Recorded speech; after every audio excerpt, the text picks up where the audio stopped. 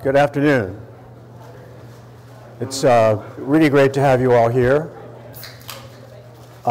We have a lot of turnout from Capitol Hill staffs, and that's really great because our program, the Georgetown Centers for Business and Public Policy program, Georgetown on the Hill it's called, has been particularly directed at bringing experts like these together to talk about burning issues of the day. And we've concentrated for the last several years on foreign trade policy, where there are a lot of burning issues. So we welcome you all, and we'll continue. I'm going to say a little bit of a word about the center. It's been established at Georgetown in the McDonough School of Business for the purpose of bringing issues like these and other issues, especially in regulation, competition, and innovation, to the forefront with studies by distinguished individuals. We've worked on the digital economy, women's leadership, telecommunications regulation, transportation regulation, in addition to our interest in international trade. So I'd like to now begin by introducing Brad Jensen. Dr. Brad Jensen holds a chair in economics at Georgetown University in the McDonough School and is a fellow of the Peterson Institute for International Economics. So welcome, Brad Jensen.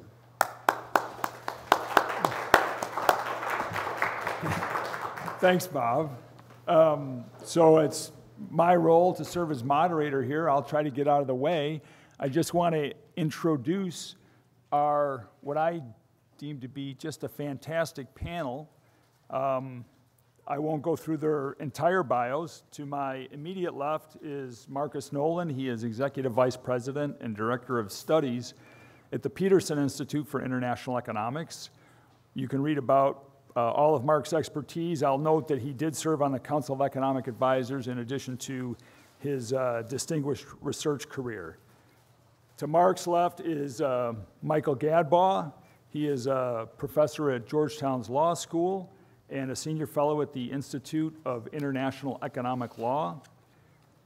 Previously in his career, he served for about 20 years as vice president and senior counsel at General Electric and did stints in the U.S. Treasury and the Office of the U.S. Trade Representative.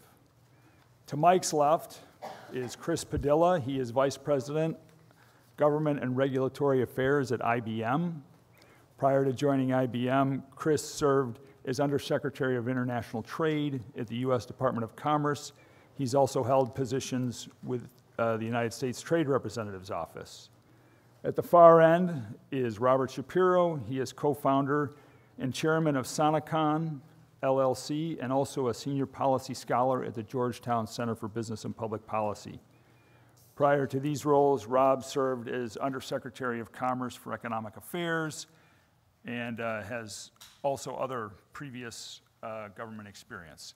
So I will turn it over to this distinguished panel, Mark, and we'll just go in order from Marcus through to Robert. Well, thank you very much. We've got 4 speakers in a limited amount of time, so I will just dive into it and skip the joke about showing my library card to a mob. So my remarks this afternoon are based on a study that the Peterson Institute put out about 2 weeks ago. It is available on our website, www.piie.com. All the data I will refer to in my remarks is available on the website, downloadable, completely transparent on this. So our study basically had, well, it has 3 parts, but 2 parts are relevant to today's discussion. There was a paper by my colleague Gary Huffbauer, who in addition to being a formidable economist is a lawyer, in which he discusses the president's executive authority to implement trade policy. And his conclusion, which I think Mike Gadbaugh shares, is that under current legislation, the president of the United States has a lot more executive authority than many people realize. So that's where we start from, is that many of the things I'm going to discuss today, we believe that the president has the ability to implement without much, if any, congressional oversight. The other part of the study is an attempt to evaluate the trade policy positions of the two major candidates, Hillary Clinton and Donald Trump. Clinton, in effect, has expressed skepticism about trade, but in effect represents stasis. Trump goes a lot further. Both candidates oppose the Trans-Pacific Partnership, which we believe is regrettable on both economic and strategic grounds. But Trump goes much further. Unlike Clinton, he has threatened to slap punitive and possibly even unprecedented and probably illegal firm-specific tariffs on products imported from China and Mexico, review, renegotiate, and possibly abrogate existing preferential trade agreements such as NAFTA and the U.S.-Korea Free Trade Agreement, and possibly even withdraw from the World Trade Organization. Our modeling suggests that if that package of policies were implemented, it could put the livelihoods of millions of Americans at risk. The casualties in that trade war would include many people working in what we call non-traded goods sectors who probably don't consider their employment connected to international trade, and because of the hiring patterns in those sectors would disproportionately affect low-skill, low-income workers least able to absorb the blow. The proposals to renegotiate or abrogate existing FTAs could hurt U.S. strategic interests in Asia, Latin America, and the Middle East. And if it came to it, and one hopes it doesn't, withdrawal from the WTO could put the U.S. back in the Smoot-Hawley world of the 1930s. So let me quickly go through the individual positions of the candidates. In her long career in politics, Hillary Clinton hasn't taken a doctrinaire position on trade. She opposes TPP, as I said, which research done at Peterson suggests would bring a minimum of $130 billion a year benefits to the U.S. economy. She advocates creating a new chief trade prosecutor position, reporting directly to the president, and greatly expanding resources devoted to monitoring implementation of trade agreements, including establishing some kind of early warning system. She opposes granting China market economy status, which would make it more difficult to impose anti-dumping or countervailing trade sanctions on China, and she has expressed concerns about currency manipulation by China and other countries, and has expressed interest in strengthening existing legislation. That's Clinton.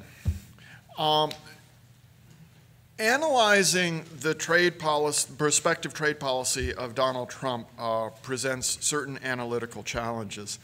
Unlike his carefully scripted opponent, he often communicates his positions extemporaneously, and in addition, some commentators, including some of his economic advisors, interpret his statements as mere negotiating gambits. But three facts suggest that we should take Trump at his word. First of all, his campaign has blamed wage and employment problems in the United States significantly on international trade and, quote, disastrous trade agreements specifically. Secondly, he's articulated these views since the 1980s, and so there's some reason to believe he actually holds them. And third, even if these statements are meant to be strategic, making them can produce escalating cycles of retaliation.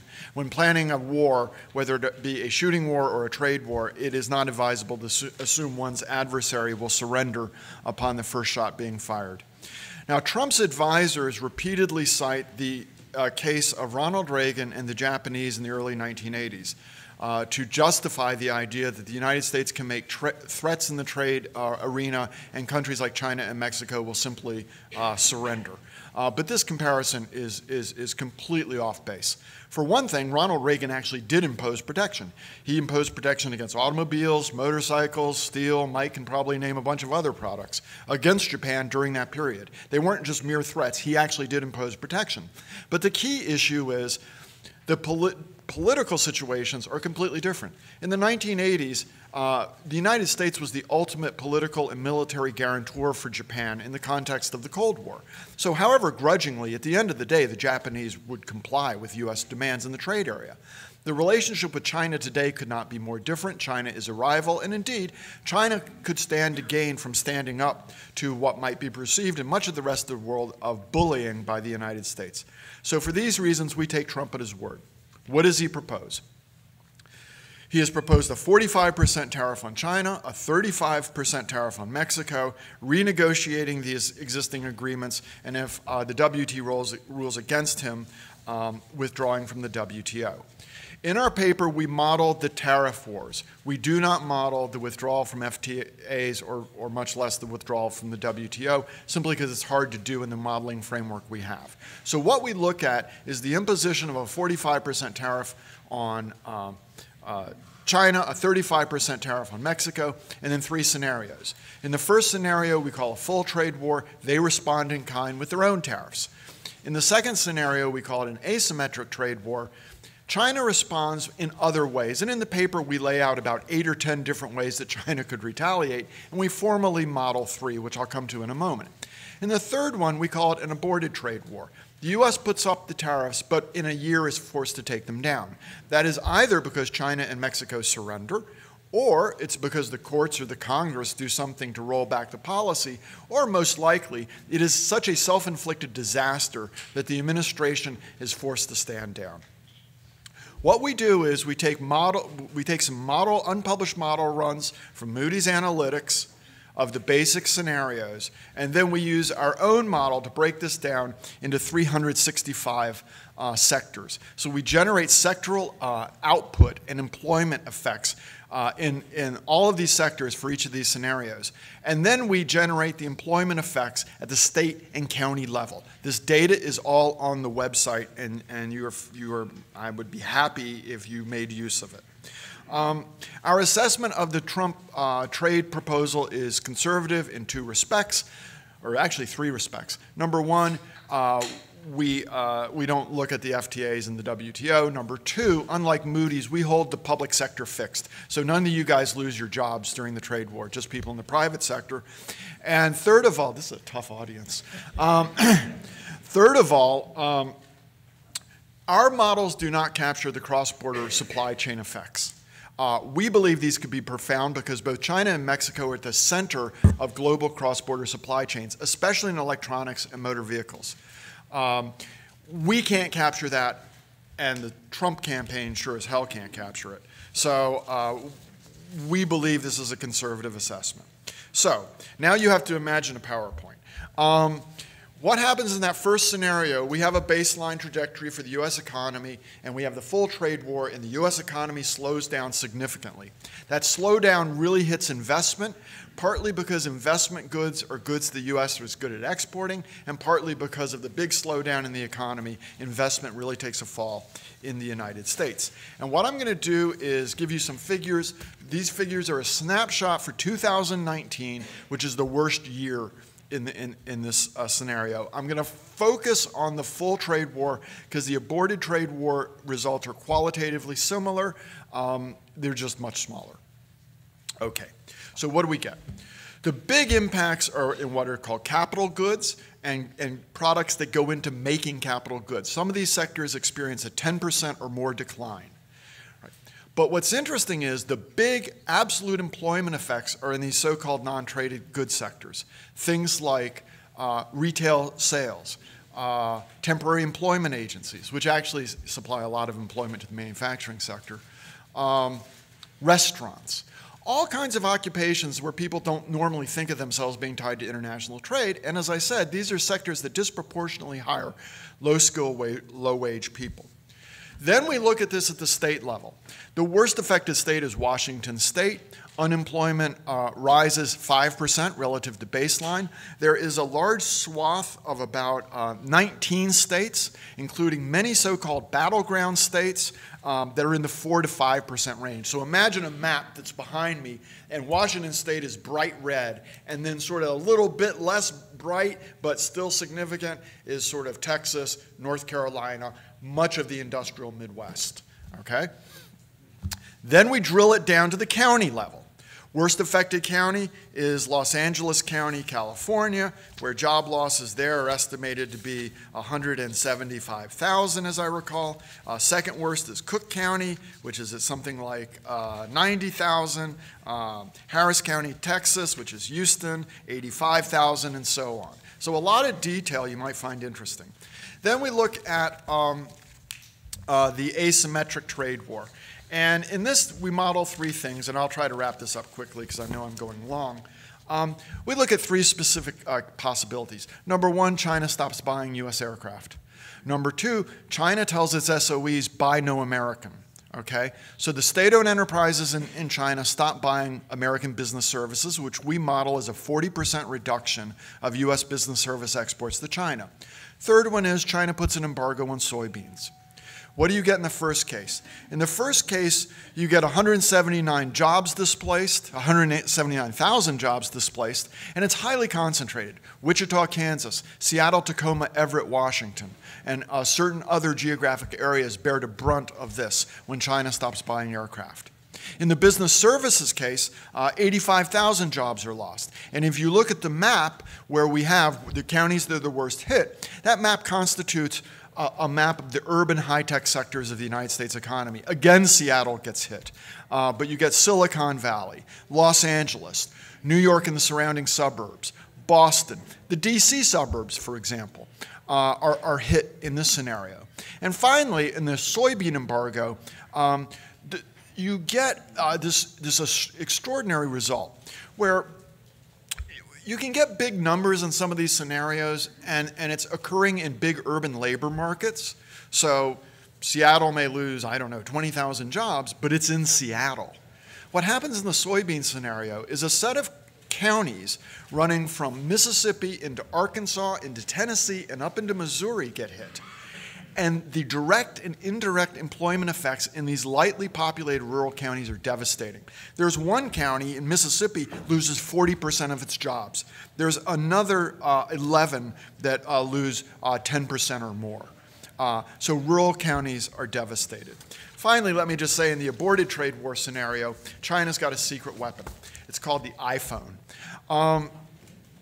Only 4% of value added on iPhones made in China. So if China wants to disrupt iPhone production, it's not inflicting on itself a really big loss, but it would cause consumer shortages here in the United States and a lot of dislocation. And indeed, with Chinese firms moving into the iPhone, the smartphone market, not only could they disrupt iPhone production, they would be in a position to sell the alternative product around the world, though not in the United States because they'd be facing a 45% tariff.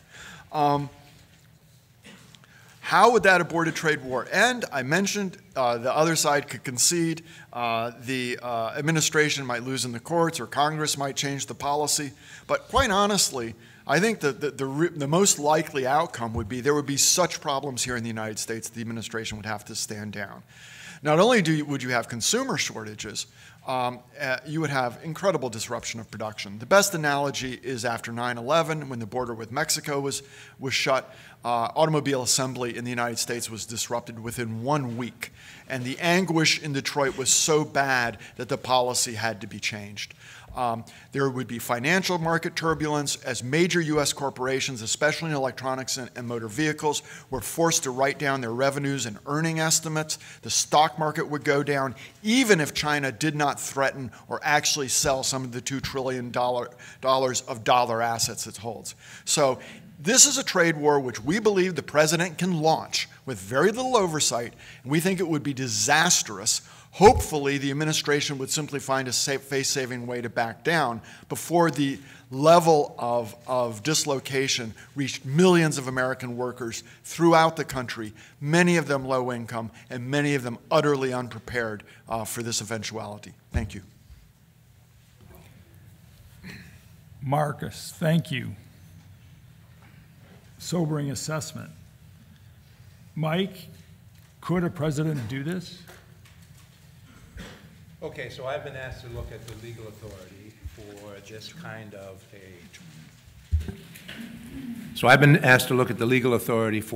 kind of a policy, and I'm going to focus on candidate Trump's policies, and here I'm going to be drawing on the piece that Gary Huffbauer prepared that I was able to comment on and work with him on, and I broadly agree with the conclusions that he reaches. Marcus has summarized what we're talking about, essentially a tariff on China. Donald Trump has said it would be 45%, it could be less.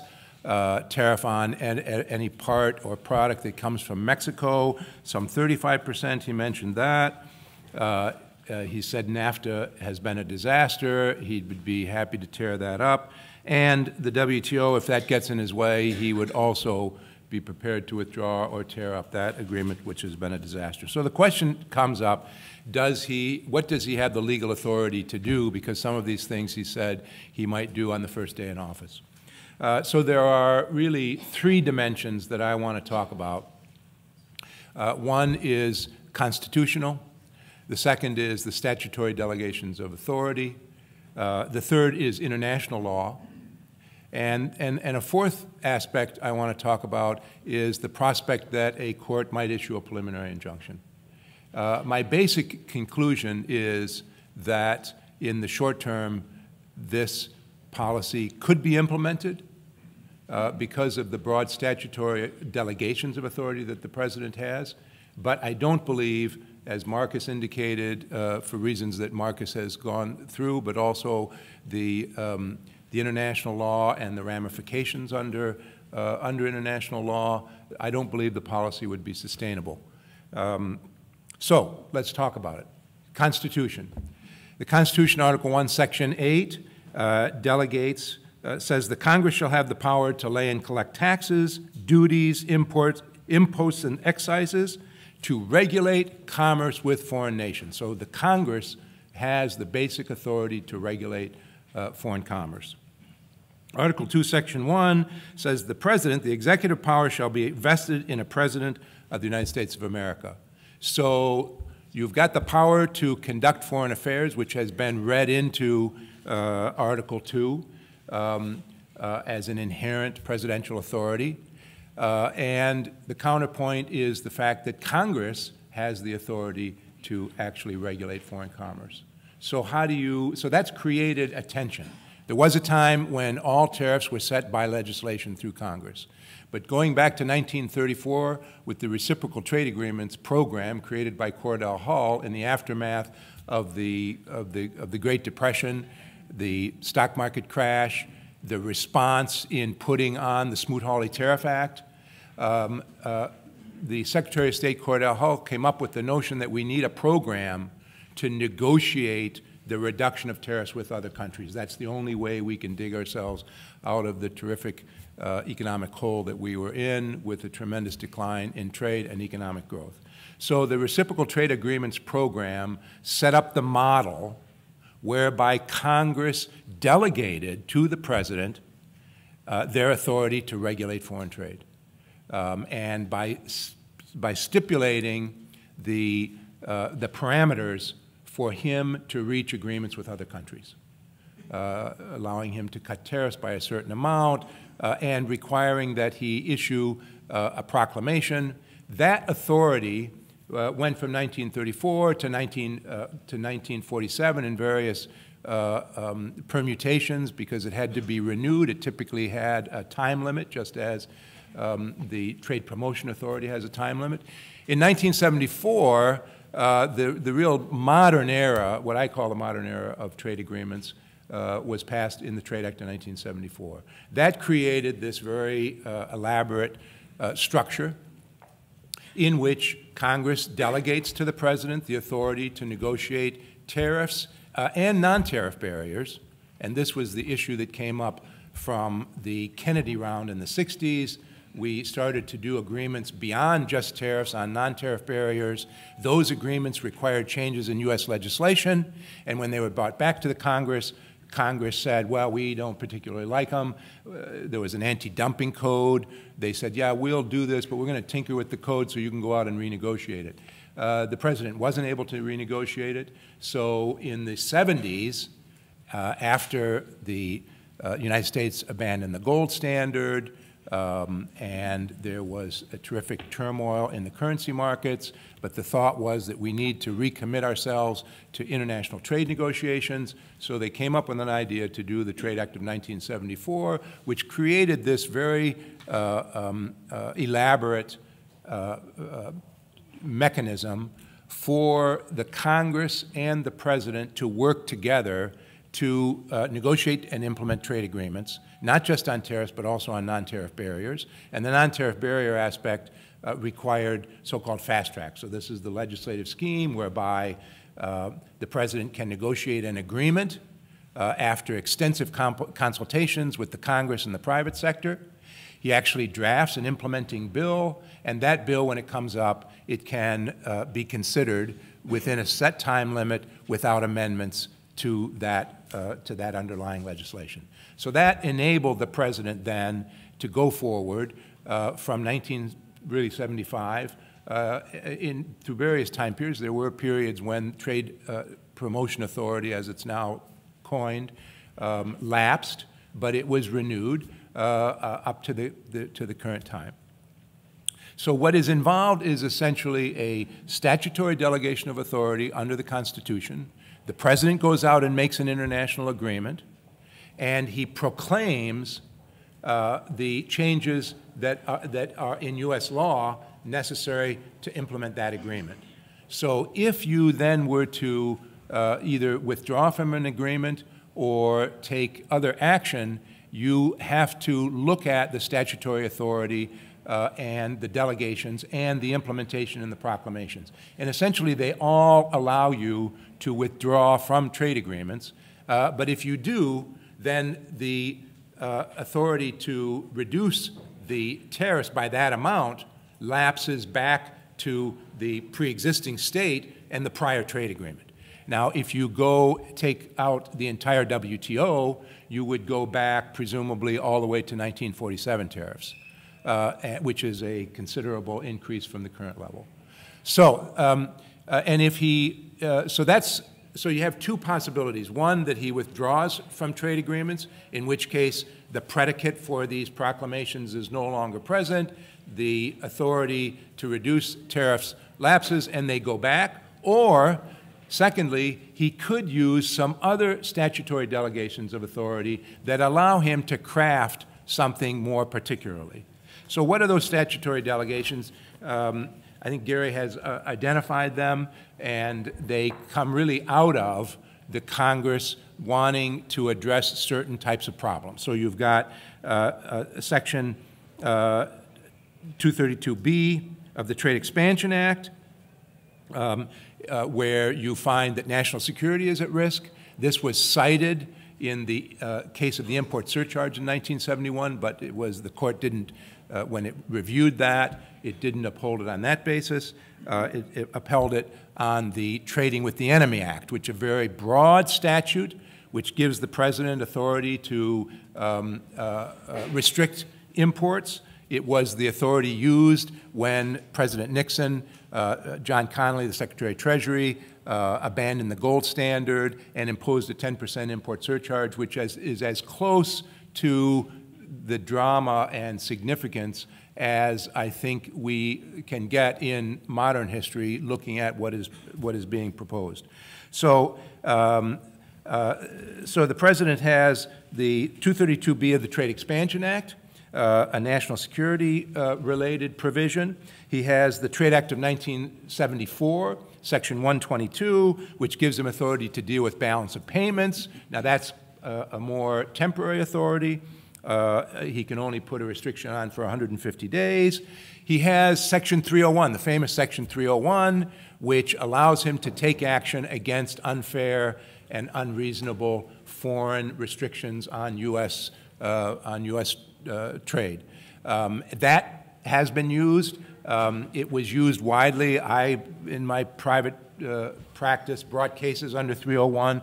There was a famous set of cases involving semiconductors against the Japanese that resulted in trade agreements to open up the Japanese market. But that statute got challenged by the Europeans, and there was a WTO case that was settled on the grounds that the President, the United States, would not use 301 unless it was authorized by a WTO finding. So you have that, you have that issue. So he's got that trade authority, he's got Trading with the Enemy Act, and he's got the Emergency International Economic Powers Act that gives him various authorities to do things in a national emergency. The third point is international law. My point is that because all of these agreements are reciprocal, they either would violate international law or invite retaliation, as Marcus has indicated. Third point, preliminary injunctions. So when I was in the government, we I was involved in 2 preliminary injunctions. So as you may know, you can file a case on Friday, typically Friday afternoon, because you want to kind of use the element of surprise, see if you can get a judge to issue a preliminary injunction. In one case, it was to enjoin the signing of the Tokyo round, brought by a disgruntled maker of liquor, got a judge to review it. He said, well, I'm not going to decide today. I'll decide on Monday morning. So over the weekend, we literally had to draft briefs and go in and argue that the president shouldn't be enjoined. It turns out that the judge told counsel who was objecting to the provision dealing with liquor that he's a teetotaler, and he decided in favor of the president. The most famous case, though, is U.S. versus Yoshida, in which the imposition of the import surcharge was challenged. And I just think that case is quite interesting. I went back and looked at it, and it interprets the Trading with the Enemy Act. And the court says, very interesting, the power in peace and in war must be given generous scope to accomplish its purpose. Though such a broad grant may be considered unwise or even dangerous, should it come into the hands of an unscrupulous, rampant president willing to declare an emergency when none exists, the wisdom of a congressional delegation is not for us to decide. The growth of power in the executive has been phenomenal over the past 40 years. This is 1975. Whether Congress should devote more effort to defining, limiting, or regaining powers previously delegated is not a matter within the jurisdiction of the courts. Whether the pendulum of power should now begin to swing further in the direction of the Congress is a matter of policy reserved to the people and their elected representatives. Absent a violation of the Constitution or action contrary to statute, it is not grist for the mill of this court. Interesting, and I think it supports a conclusion that, in fact, the president does have authority, but it's worth reflecting whether that is an appropriate scheme for the president to act in this important arena. Thanks, Mike. Chris? Thanks very much. I want to make a few points about how IBM as an international business is looking at the possibility of the kind of trade actions that Marcus has described in the report. And I want to start by saying how much we welcome the report. I think it's an excellent piece of work, much needed. And as I'll say in a minute, I wish we had had it back in the spring, and you'll understand why.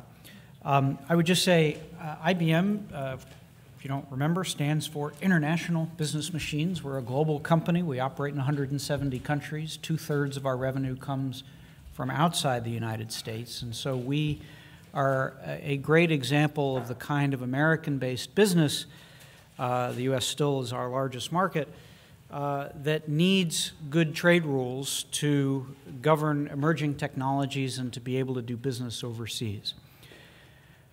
Earlier this spring, when it became clear who the 2 major party nominees were going to be, I convened a group of people from my team here in Washington, and I told the team that we needed to start doing some contingency planning. And what I want to talk to you about today are 5 points. The first point is this.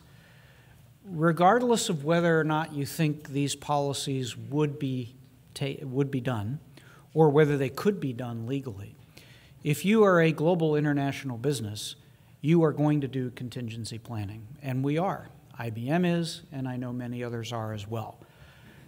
In the spring, we started to look at what the candidates had said about trade, and particularly the threats for large tariffs on China and Mexico, the threat to withdraw from international trade agreements. And I decided, our team decided, that we needed to do some contingency planning around that. One of the first meetings I had, I remember we were talking to lots of people at that time. This was before the Institute had done its study. And, you know, if you talk to people, hedge fund people in New York and others, they would say, oh, you know, don't worry about this. It's not going to happen. It's just rhetoric. It's how Mr. Trump does business. And, you know, we're placing bets that, you know, if he did this, it would only last a few months. And my response was, well, you know, large global companies don't place bets. They make plans. You can place a bet that something is or isn't going to happen, but our view was that you have to assume that a candidate is going to do what they say they're going to do. Now, maybe they don't. Sometimes candidates don't. Remember, President Obama said he was going to do some things about renegotiating NAFTA that didn't come to pass. But in this case, you know, given the nature of the threats being made and the economic magnitude, it would be irresponsible for any global business to simply wish it away or assume that it wouldn't happen. And so we began making contingency plans. My team, I think, thought I was kind of crazy. I remember the first meeting, I said, all right, I want to know, what's the impact of a 45% tariff on China, a 35% tariff on Mexico? And folks kind of looked at me like, really? You want us to spend time working on this? And I said, yes, absolutely. And I know that other companies did the same, and I think one of the most important contributions of the report that the Institute did is it helps companies to understand what the economic impact would be. So the second point I want to make is that once we decided to do contingency planning, we asked ourselves the question that Mike just addressed. Could it be done? And we talked to trade lawyers around town, and some of them said, well, no, Congress would never let it happen. And so we said, well, let's look into this. What are the authorities? We had one of our trade lawyers work on this inside the company. We did some asking around, and we very quickly came to the conclusion that, in fact, the president does have the authority to do this under many different statutes. I mean, I think you only have to go so far as to look at either the International Emergency Economic Powers Act, IEPA, or Section 232 of the Trade Act to very quickly conclude that the president could, in fact, impose retaliatory duties literally on day one of an administration. The irony of the trade policy history that Mike outlined is that over the course of many decades, Congress delegated considerable authority to the president in the area of trade. I think mainly because Congress didn't necessarily trust itself to resist protectionist impulses. The irony is that we're now at a situation in which Congress might be the less protectionist of the two branches of government and could easily find itself without the authority to stop a trade war. IEPA, for example, gives the president to declare an international economic emergency and to stop trade, freeze financial assets, do all kinds of things with very broad authority. And the Congress can theoretically pass a joint resolution, which of course means it goes through both houses of Congress with a veto-proof majority. And we asked ourselves, well, in the first 6 months of a theoretical Trump administration, is it realistic to assume that Congress would pass with veto-proof majorities a resolution to remove an international emergency if President Trump had declared one to exist, for example, with regard to Chinese currency manipulation or the threat of imports from Mexico? So we concluded that, that we could not assume that the Congress or the courts would stop this action, and so we reached the conclusion that these actions could be taken. Third point, having decided to make the plans and having decided it could be done, the third point was, well, let's measure the cost. The first cost we measured is the tariff cost. Relatively straightforward. What's the impact of a 35% tariff on Mexican imports? You can measure that relatively easy. You look at how much you import from Mexico, you add 35%. But then what about parts and components? How would they be treated? Parts and components of Mexican origin that might be incorporated into other products. And it becomes quickly a fairly complex exercise. I can tell you, without revealing the exact amount, that the tariff costs that we calculated just for our company alone would be quite substantial. One question we asked ourselves is, well, what if this were done as a threat? What if a tariff were imposed with the idea that you then launch a 6-month negotiation? Would you be prepared to pay that tariff for a certain period of months to see what the outcome of the negotiation is? And then you start, if you're a business, you get into, Well, what's the relative cost of paying the tariff versus the cost of making a supply chain shift, bringing something in from someplace else? That becomes difficult to do. And I think what most companies probably would do is they would probably pay the tariffs for some period of time, but very quickly then conclude, probably within a matter of a few months, that they would need to make major supply chain shifts. That's the fourth point. Supply chain shifts are extremely disruptive, cost a lot of money, and would definitely cost jobs in the United States. Most companies' global supply chains, particularly in industries, I think the report talks about the North American nature of the automotive industry. In the first debate, Mr. Trump raised Ford Motor Company again, and the CEO of Ford responded to that. The North American motor industry is so heavily integrated that to begin to take apart that supply chain would impose significant costs, not just in terms of closing facilities in Mexico, but in closing facilities in the United States that supply Mexico and vice versa. A part that begins in Mexico, comes to the U.S., goes back to Mexico, Canada, the same thing.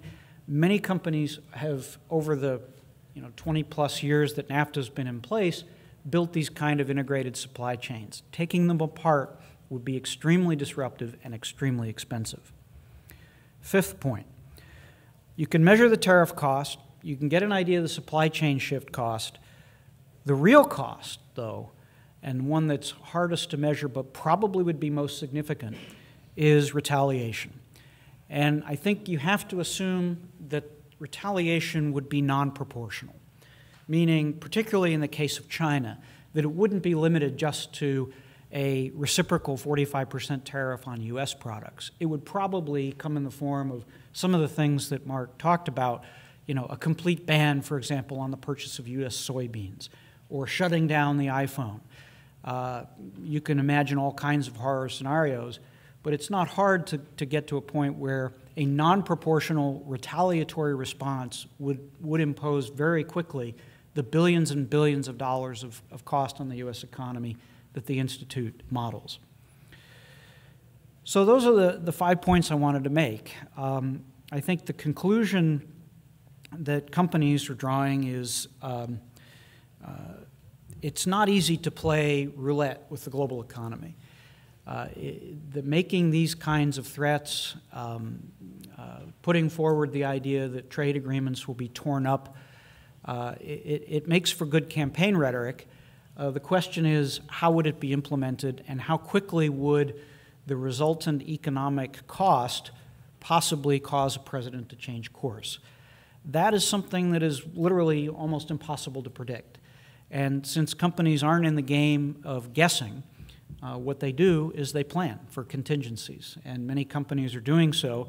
I can tell you the plans are not rosy. They don't look great. You can read the Institute's report if you want to get a sense of what it would be on a macro level for the U.S. economy. But I can tell you that we did our exercise and presented our conclusions internally well before the Institute report had been finished or Gary's memo had come out. But I think that we, like many companies, have concluded that it sounds right to us that there would be these kinds of costs, and it definitely sounds right that this is a risk we have to plan for. Thanks. Hey, thank you. We apologize. I have a cold, so I may be a little hard to understand. First, it's a very sobering analysis, both the economic and the legal analysis. It makes the implications of a Trump presidency, I think, even more disturbing than when we began this session. Let me say, I'm not very sanguine that a Trump administration would pull back in the event of a sharp downturn in the U.S. economy, because there would be retaliation, and that means that pulling back represents backing down in an area of foreign policy as well as trade policy.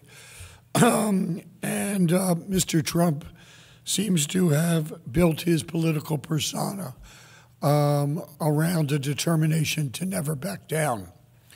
Let me also say, while Mrs. Clinton does not support TPP, there is no semblance of equivalence with Mr. Trump on every other aspect of trade policy. And yet we find ourselves in a political environment in which such a radical attack on U.S. international economic interests is legitimate and is supported by large numbers of people. And so I'd just like to talk for a couple minutes about how we got there, because only by understanding how we got there can we figure out how to get somewhere else. First of all, we've already stepped pretty far back from the abyss with respect to trade deficits. Over the last 4 years, the current account deficit has averaged 2.5% of GDP. That compares to 5.2% of GDP for 2006 to 2008. We've cut it in half. The main reason, exports have grown 30%, while imports have only grown 15%. And the main reason for that is the doubling of the U.S. savings rate. So there is nothing approaching a crisis economically associated with any current aspect of trade. I think all of us at this table regret the fading prospects for TPP and for TPIP. But the pivotal trade agreement was the Uruguay round, which created the global market through the requirements of the WTO that developing countries accelerate their economic liberalization, including the former communist bloc, and the rapid industrialization of China and other large developing nations has produced great advances in prosperity and modernization that have rewritten the terms of U.S. trade by vastly expanding the worldwide market for the advanced goods and services that the United States produces. However, this rapid modernization also brought to an end the long period during which the advanced countries, especially the United States, could essentially dictate the terms of multilateral trade agreements to developing countries. They had become large enough, rich enough to say, no, these are our terms. The first casualty of that was the Doha round. The result has been a shift in emphasis to regional trade agreements, and in particular, TPP and TPIP. But both of those agreements are now caught up in the consequences of globalization. Trade expansion always produces diffuse winners, since most consumers and businesses benefit when the production of each good and service occurs where it can be done most efficiently, so everyone benefits from lower prices. It also produces concentrated winners, namely the companies and workers that produce globally competitive goods and services, like IBM. For us, that generally means pharmaceuticals, software, internet services, entertainment, certain aspects of advanced manufacturing. Necessarily, it also produces concentrated costs, namely the companies and workers in those industries that are less efficient than their foreign competitors. Now, we're very familiar with that refrain from this campaign. But unlike trade liberalization throughout most of the 20th century, it appears that globalization also produces diffuse losers as well as concentrated losers, especially among less well-educated workers in advanced countries. What we've seen is that the strong growth and income gains of many developed countries have been matched by the modest growth and meager income gains or worse of many workers here and in other advanced nations. This income problem does not reflect offshoring and the decline of old industries, which represent the concentrated costs of trade liberalization.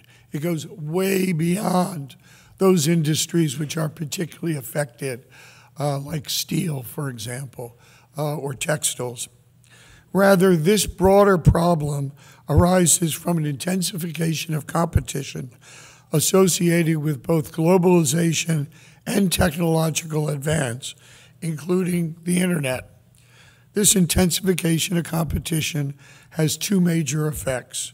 First, it makes it harder for businesses to raise their prices. Competition always does that, which is one of the reasons for the current sustained period of low inflation in the face of sustained zero interest rates. That reduction in pricing leverage, the fact that it's harder for businesses to raise their prices, puts a squeeze on jobs and wages, especially when business costs rise rapidly. We saw this during the Bush expansion, when energy costs rose very rapidly, when employer-provided health care costs rose very rapidly, and businesses found themselves unable to raise prices to take account of all their additional costs, and job creation fell to half of its historic rate, and income stopped rising despite large productivity gains. The intensification of competition also drives businesses to adapt the most advanced technologies, including the internet, so that they can remain competitive. And the spread of those technologies depresses the wages of those without the skills to operate well in workplaces dense with those technologies. The data suggests that this phenomenon put downward pressure on the incomes of more than half of all U.S. households from 2001 to 2012. Let me say, no change in trade policy would have any effect whatsoever on these dynamics. It has nothing to do with these trade agreements. So these effects are not tied to trade agreements. They're not tied to our terms of trade, but rather to the nexus of technological change and globalization. And so we find ourselves dealing with a growing consensus of at least skepticism about trade that has even affected a long-term supporter of trade liberalization like Secretary Clinton. The good news is that household incomes in America actually have been rising since 2012 or 2013, depending on the demographic group. This is coincident with the resurgence of job creation since 2013. We created 3 million jobs in 2013, 2.7 million in 2014, 2.6 million in 2015. Those are rates nearly comparable to the 90s and the 80s. It is also coincident with a decline in certain costs for businesses, in particular the collapse of energy prices, and a sharp decline in the rate of increase in employer-provided health care costs coincident with the introduction of Obamacare. So, in fact, incomes are rising now, have been rising for at least 3 years, and interestingly enough, have been rising across virtually all demographic groups. It hasn't had effect yet politically because it comes after nearly a decade of actual income declines from the dynamics which I've described. If strong growth in income gains can be sustained, I think for 3 or 4 more years, so once again it begins to become the norm as it was in the 80s and 90s, we could see the political environment for new regional trade deals like TPP and TPIP improve markedly. Assuming, however, that we don't elect Donald Trump. Thanks, Rob. I'm going to turn it to the floor for questions, but before I do that, I'm going to abuse the moderator's privilege and ask the first question. So, Mark, the study you describe sounds terrific. One of the things you said that was intriguing to me that I would appreciate if you would elaborate on is you mentioned that workers who are in jobs that are often considered non-tradable are at risk from potential import tariffs on China and Mexico. I wonder if you could just elaborate a little bit on the mechanism by which, what types of workers, what industries, and what's the mechanism by which they are at risk? Okay, so let me give two concrete illustrations. And it's actually not on the putting tariffs on China and Mexico, although I could give illustrations of that. It's on the potential retaliation. So I mentioned in passing that if China stopped buying aircraft, the city of Everett, Washington would be adversely affected. Through personal circumstances, I actually know I have a bunch of friends from Everett, including one guy who's a production worker at the Boeing factory. So what happens if China stops buying Boeing aircraft? Well, first thing is my friend loses his overtime. And depending on the union rules, he may lose more hours, and God forbids, because he's got 3 small children, he could lose his job. Now, let's suppose he just loses some income. What happens? He's currently involved in a home remodeling project. That thing gets put on hold. Doesn't buy a new car. With the 3 kids, there's limits to how you can conserve on money, definitely fewer meals out. So if you look at the city of Everett and there's a big fall in income from those Boeing workers, car dealerships, liquor stores, the local mall, restaurants, all are affected. People either lose hours or lose their jobs. But it's not just limited to the immediate local community. One of the fascinating things about the study is if you look at the full trade war scenario, one of the worst affected counties in America is Clark County, Nevada, Las Vegas. Hawaii, Las Vegas get hit because there's less income to go around, so people stop doing tourism. Or if they continue doing tourism, it's hiking in national parks. It's not going to Vegas or Hawaii. I was sitting here thinking I actually should go back to my office and look at the data for Orlando, Florida. I suspect that in that full trade war scenario, Orlando takes a hit as well. So it's people who are working in all kinds of employment, forms of employment, both in the immediate communities that could be hit in these various scenarios, and it's more broadly people who could be badly affected if the entire national economy were to slow down. Thanks. So let's open it to the floor. If you could identify yourself and then ask your question, I'd appreciate it. My name is Stanley Nolan. I'm in the business school at Georgetown, Bradford, my colleague. You might know the answer to this question already. But there are imports. If we stop importing goods from China because there are tariffs against them, we make some here instead of importing them from there. So there's some gain in jobs from substituting locally made products against import from China or Mexico.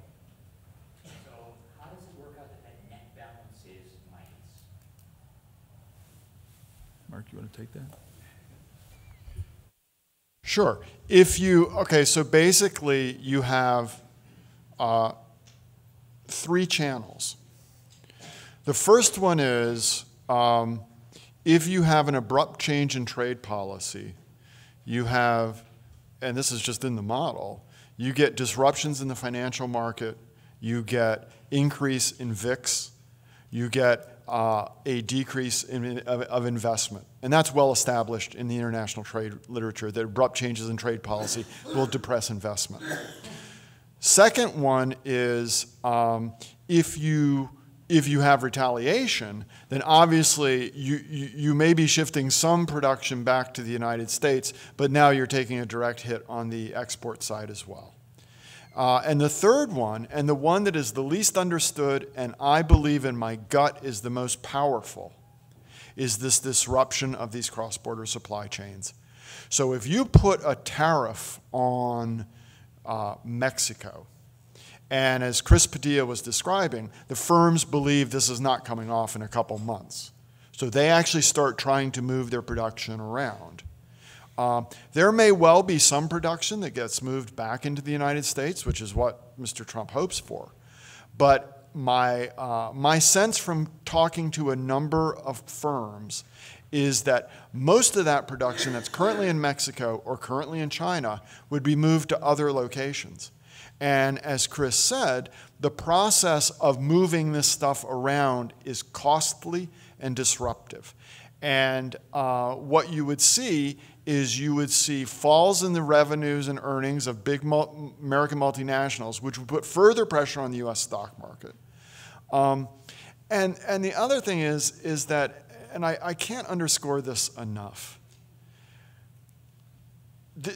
that process of moving production around the world would set off a daisy chain that only the firms themselves know, because it requires such tacit information about supply chains and supplier relationships. There is absolutely no way someone like me trying to model this could possibly model it. I don't know where IBM might start moving things if production in Mexico has to be shut down. I don't know where GM is going to start moving things. Hopefully they do, but you know, I don't know where Caterpillar is going to start moving things if they lose access on a commercially viable basis to their supply chain in China. There's absolutely no way in the world that Donald Trump or his campaign knows those things either. They are advocating major changes in policy with potentially highly disruptive impact to the U.S. economy without a clue. They are flying completely blind. It is utterly irresponsible and utterly reckless.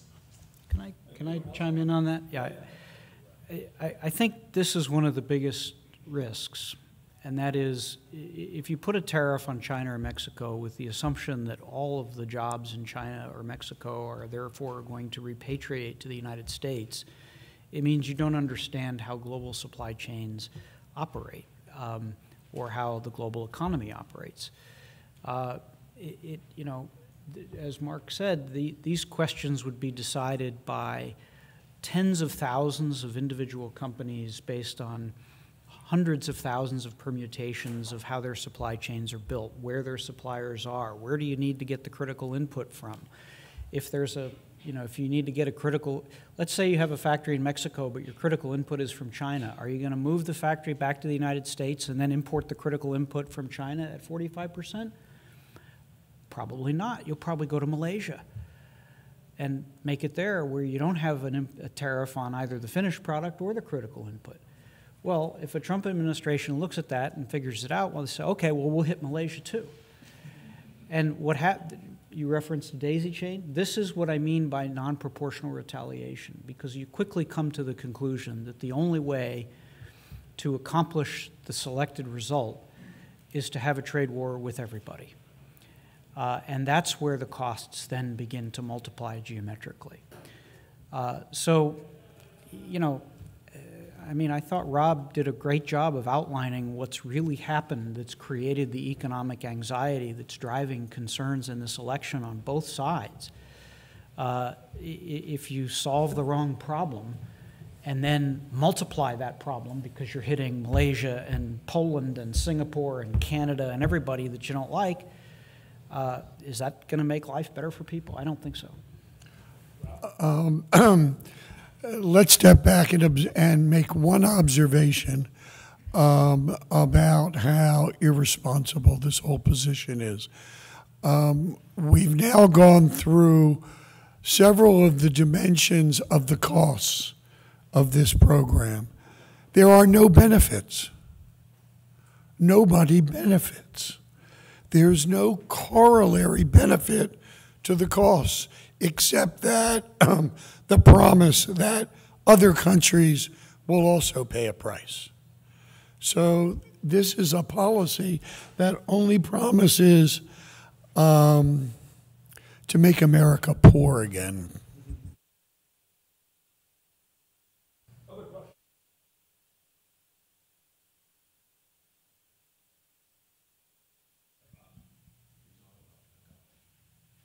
You all have recognized, it's widely recognized that the losers here, oh, thanks very much.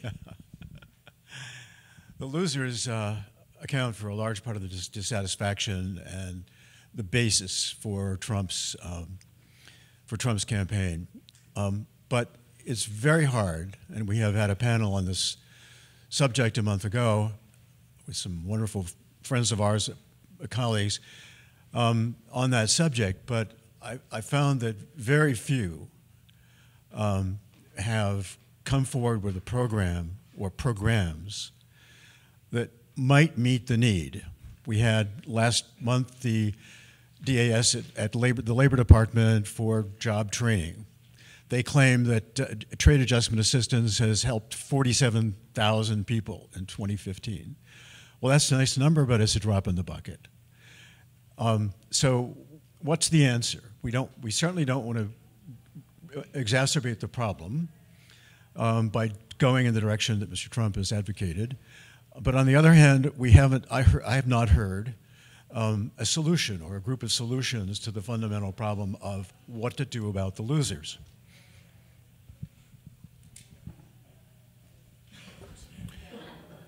There's an interesting piece in The Economist that it's a special report in defense of globalization entitled An Open and Shut Case. And they give one statistic that I think is important.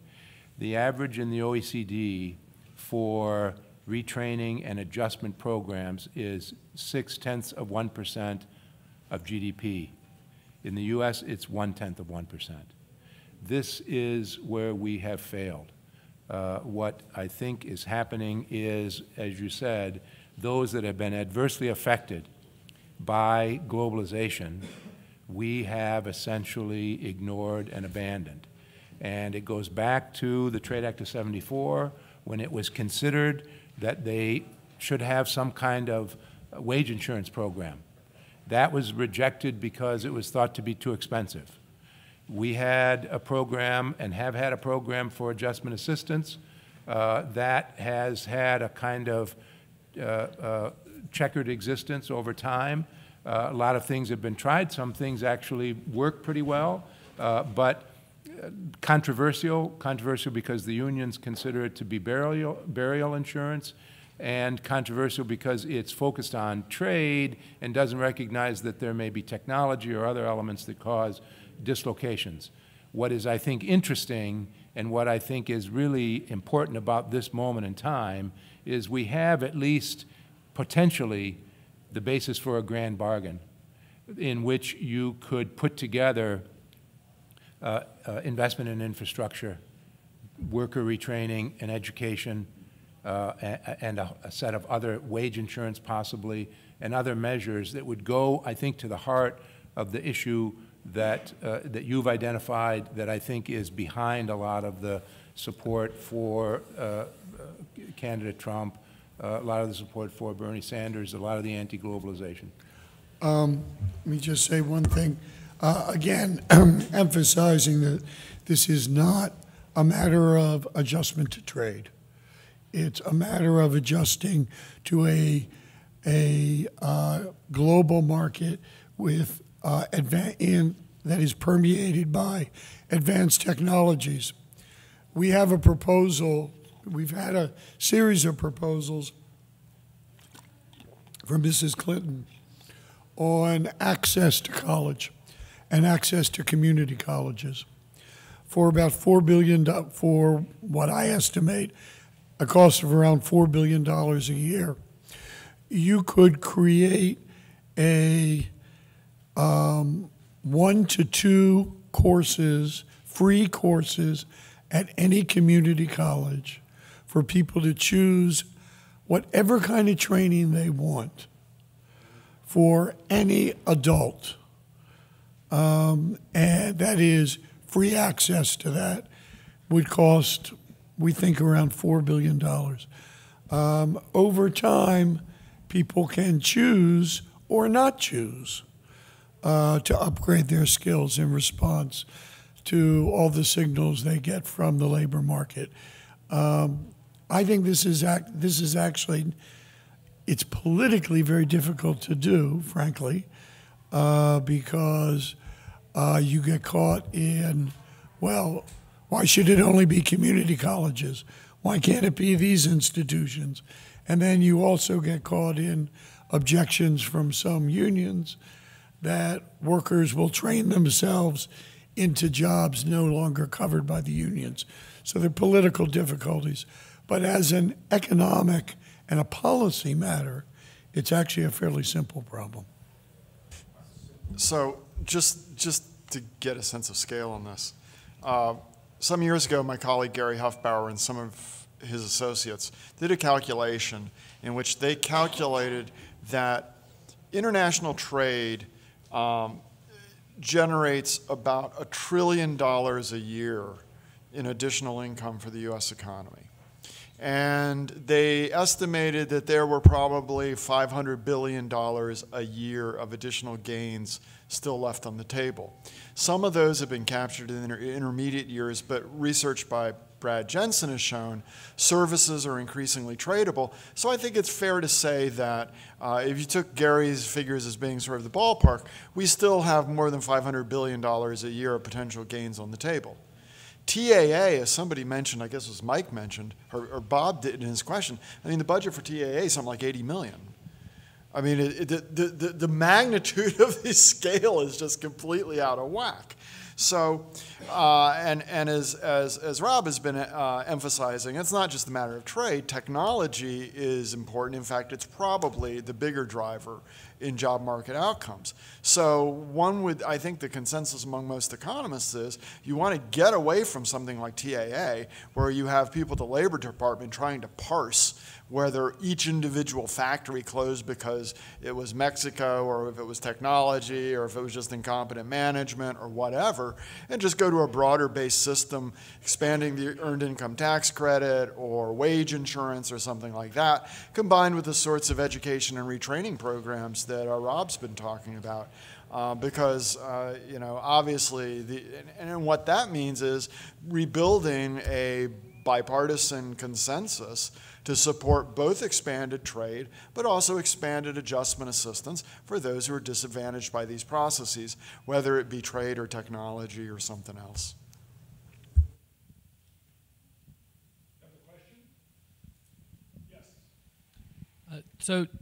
Andrew Connery with the House New Democrat Coalition.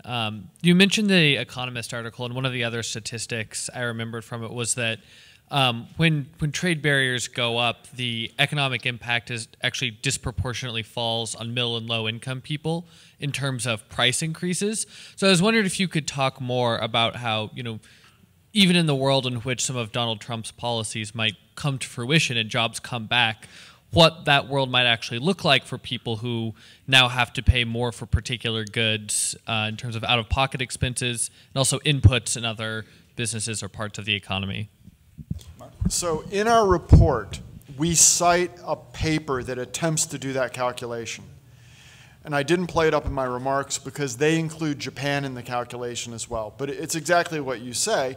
The types of products that poor people consume are disproportionately imported from China and Mexico. So if you drive up the prices for those products, the average family in, say, the lowest quintile of the population is going to be paying a very large implicit tax. Unfortunately, I don't have a copy of the study with me, and I can't tell you what the exact number they found was, but we cite it in our study at www.piie.com. Anyone else want to? Other questions? Well, at the risk of making people stay, I'll abuse my privilege again. Mark, you mentioned foreign policy concerns. We do economics here typically, but I couldn't help but think that there's an important thread on the foreign policy dimension of all this. So if you could take just a couple minutes to point us in the right direction on that. Sure. So both candidates oppose the Trans-Pacific Partnership, which we think is a mistake, both on economic and geopolitical grounds. It would, appearing to turn our back on Asia would have two effects. Number one, it would cede to China essentially the lead in rulemaking, both in international trade and I think more broadly in other types of sort of cooperative regulatory activities. Moreover, what you observe, especially in Northeastern Asia, is a silent arms race where defense budgets among rich technologically advanced countries are rising. And the idea that the United States may be not completely credible or reliable is going to create insecurity in places like South Korea and Japan and encourage that process. That's on both candidates. But then Donald Trump goes much further, making truly irresponsible and outrageous comments, encouraging nuclear proliferation in Northeast Asia.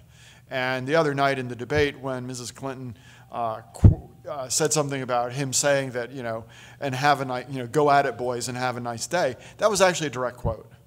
I had to point this out to somebody. She wasn't making that up. He actually said that, envisioning a nuclear war, I think, between North Korea and Japan. This is completely crazy. If you make it worse and follow through on threats to renegotiate and abrogate free trade agreements, if you look at our free trade agreements around the world, well, South Korea, important ally. Singapore, an important ally in Southeast Asia, an important ally in the war against terror. Australia, a long ally of the United States. In the Middle East, moderate Arab countries like Jordan and Morocco, who have real youth bulge unemployment problems, where the free trade agreements are part of a multifaceted program to try to keep these places stable. And then look at Latin America. Renegotiating or abrogating these agreements would bring back the worst of kind of Latin the historical enmity towards the United States as a bully. And of course, NAFTA and Mexico is the worst case in point. The origin of NAFTA is Mexico began an important economic, political, and social reform process in the 1980s. And reformers in Mexico reached out to the United States with NAFTA. And one cannot credit NAFTA with all the social and economic progress and political progress that Mexico has made in the last 25 years. But if you abrogate NAFTA, that would be a severe economic and political blow to Mexico. It would be a blow to the Mexican economy. And ironically, it would lead, and I'm from Texas, it would lead to more undocumented migration into the United States and more illicit activities coming from Mexico into the United States, not less. So from a foreign policy standpoint, you can lay the opposition to TPP on both candidates, but then candidate Trump doubles, triples, and quadruples down. Yeah, Mike. You mentioned foreign policy and the strategic importance of our engagement and trade. What I like about the Economist report is that it shows the linkages not just with foreign policy, but trade and investment, trade and finance, trade and monetary policy. And what I think we're missing that we need, and I think Bob's point about adjustment assistance and worker retraining and how do we integrate the need to help people adjust to technological change, is that we need a kind of overall strategy that integrates these various elements of our international and domestic policies. We did that in the 80s, we did it in the 70s. We have used that kind of an approach to deal with crises, and it actually created the basis. It was difficult, involved a struggle, there was controversy, but it created the basis for the next era of growth, which is, I think, what we need if we want to have the resources to be able to afford the programs that will address the problems. Chris or Rob, any? Could I follow on? Okay. Make it quick. Why is the business community, no, one has the perception. Thank you, Amanda. that the business community, the business organizations have not embraced this idea of worker retraining. There has been objection in the past to even extending the TAA, giving it paltry financing. It's been seen as a price for trade liberalization. Maybe that's true, but maybe the price ought to be bigger. I just have a sense that the organizations to which we have looked for leadership, like the Business Roundtable and others, have not come forward with an answer or an effort to answer this fundamental problem. And I thought maybe I could put the onus on Mr. Padilla to respond to that. I think there's strong support in the business community for trade adjustment assistance and for worker retraining, and in fact, so much so that many companies like mine do our own training. We don't rely on the government to help us. We set up schools which we've been sponsoring around the country, 6-year vocational education schools to train young people in IT skills, and then we hire a bunch of them. So I think we should do those things, and the report talks about doing those things. I think we should do them because they're the right thing to do, and they're right for the economy and for workers. I don't think we should do them because we think that's the magic solution that will bring back the bipartisan consensus on trade, because I don't think it will. To be candid, as Rob said, what's the anxiety, the economic anxiety we're seeing in the country is not principally driven by trade or by the lack of trade adjustment assistance. Should we do more? Yes, we should. But is that going to solve this broader economic anxiety? No, I don't think so. And to be honest, for years we were told if you put labor and environment into trade agreements, that will bring back the bipartisan consensus. We did that. It didn't bring back the bipartisan consensus. Is it good to do? Yes, it's good to do, but not because it's going to be the magic bullet. I think the larger, magic solution, if there is one, is economic growth. And I happen to believe economic growth comes from the free market, from lower taxes, from less regulation of business, from more open markets abroad, and from comprehensive immigration reform. That's my view. I'm not sure that any of those things are in the immediate future, no matter who wins the election, sadly.